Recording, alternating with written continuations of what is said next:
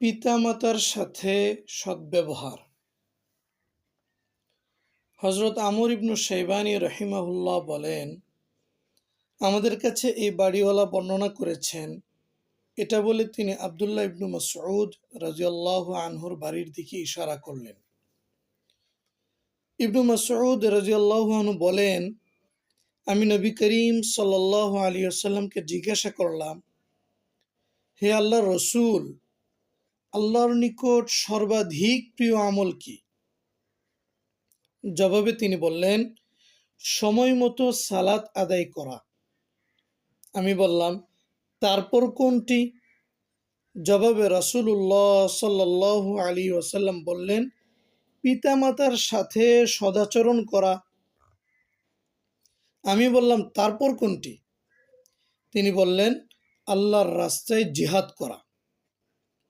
বর্ণনাকারী বলেন, তিনি আমাকে এইসব বিষয় বললেন। আমি যদি আরও জিজ্ঞাসা করতাম, তিনি অবশ্যই আমাকে আরও বলতেন।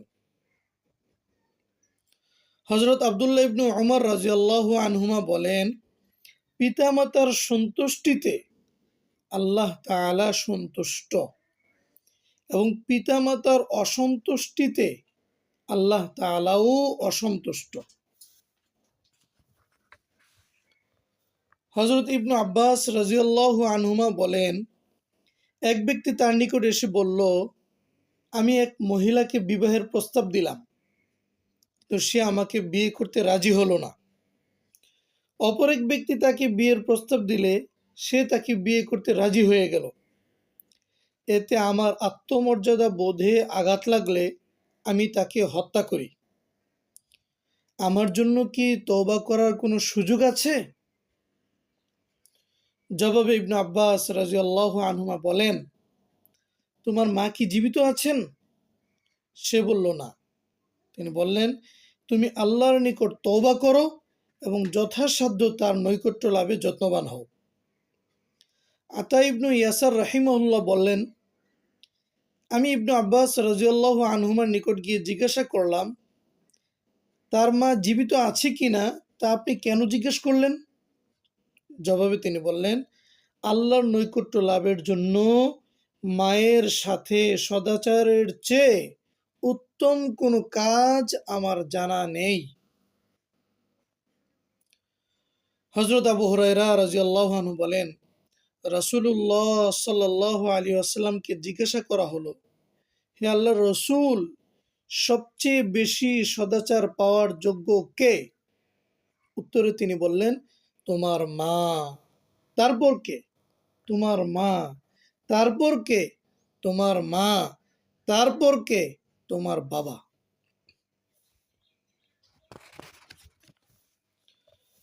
হযরত ইবনে আব্বাস রাদিয়াল্লাহু আনহুমা বলেন, যে কোনো মুসলমানের মুসলিম পিতামাতা জীবিত থাকলে এবং সে ভোরবেলা সওয়াবের আশায় তাদের খোঁজ খবর নিতে গেলে আল্লাহ তাআলা তার জন্য জান্নাতের দুটি দরজা খুলে দেন।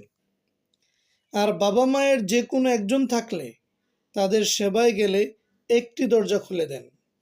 সে তাদের কোনো একজনকে অসন্তুষ্ট করলে যতক্ষণ পর্যন্ত সে তাকে সন্তুষ্ট না করবে ততক্ষণ পর্যন্ত আল্লাহ তার উপর সন্তুষ্ট হন না।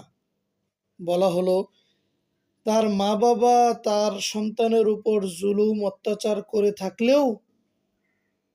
তিনি বললেন, হ্যাঁ, মা বাবা তার সন্তানের উপর জুলুম করে থাকলেও। এই হাদিসের মধ্যে একটা বিষয় বলা হয়েছে যে খোঁজ খবর নেওয়া, সেবায় যাওয়া। যারা দেশে থাকে না, বিদেশে থাকে, তারা কি করবে?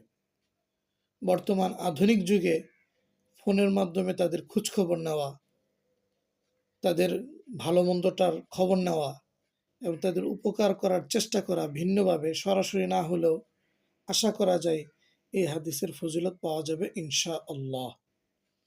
এই হাদিসগুলো আমরা নিজেরা বারবার শুনব, আমাদের ছেলে মেয়েদেরকে বারবার শোনাবো, যেন তারা শুনতে শুনতে পিতামাতার সাথে সদাচরণের ব্যাপারটা তাদের হৃদয়ঙ্গম হয়ে যায়। আজকে উস্তাদ, পীর, আলেমুলামা তাদের সাথে তো ভালো আচরণ করা হয় এবং করা দরকার, অবশ্যই এটা ভালো কাজ।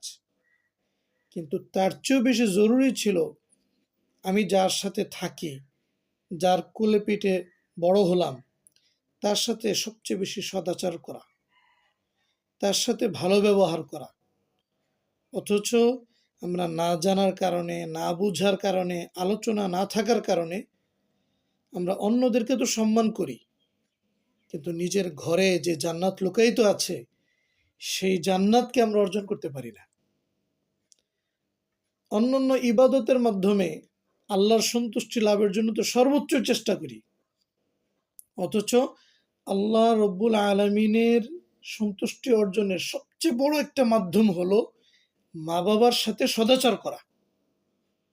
এই জন্য এই হাদিসগুলো আমরা বারবার শুনবো, বাচ্চাদেরকে বারবার শোনাবো, ঘুম পাড়াইতে গেলে তাদেরকে শোনাবো, খাওয়াইতে গেলে তাদেরকে শোনাবো, যেন বাচ্চাদের হৃদয়ে এই কথাগুলো ঢুকে যায় এবং তারা যেন বুঝে যে আল্লাহর সন্তুষ্টি অর্জন করতে হলে মা বাবার সাথে ভালো আচরণ করতে হবে। তাহলে আশা করা যায় আমাদের সন্তানরা আমাদের কথা শুনবে এবং আমাদের সাথে ভালো আচরণ করবে, আমাদের পরিবারের মধ্যে শান্তি আসবে এবং সন্তানরাও আমাদের খেদমত করে জান্নাত লাভের চেষ্টা করবে। আমরাও দুনিয়াতে একটা জান্নাতি পরিবেশ পেয়ে যাব ইনশাআল্লাহ। আল্লাহ রাব্বুল আলামিন আমাদেরকে এই হাদিসগুলো বুঝে তদনুযায়ী আমল করার তৌফিক দান করেন। আমিন বিরহমাতিকা ইয়া আরহামার রাহিমিন। সাল্লাল্লাহু আলা নবিয়িনা মুহাম্মাদিনিল আমিন।